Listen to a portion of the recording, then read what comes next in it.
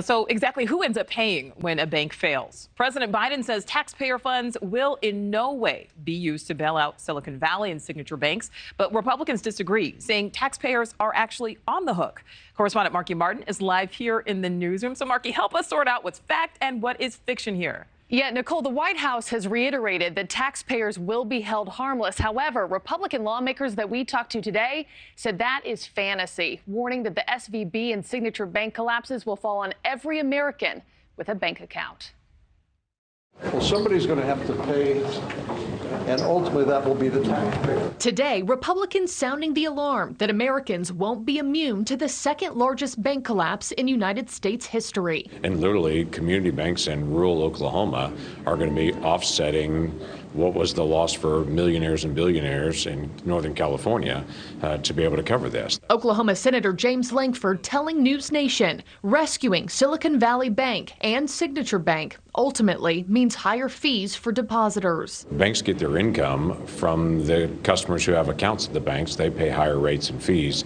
So account holders are going to pay higher rates and fees in the days ahead to be able to cover this loss at Silicon Valley Bank and at Signature Bank. The bank failure sparking a wave of uncertainty and in some cases anger. The Ohio Retired Teachers Association speaking out this week after the state teachers retirement system lost tens of millions of dollars in the Silicon Valley Bank collapse. Our position is we ought not to be in hedge funds, in private equities. We ought to have our money invested in safe indexes. But instead, our pension system pays people to gamble with our money, and they always lose. According to the FDIC, between 2001 and 2022, 561 banks failed. And since 1933, no one has lost money due to a bank failure.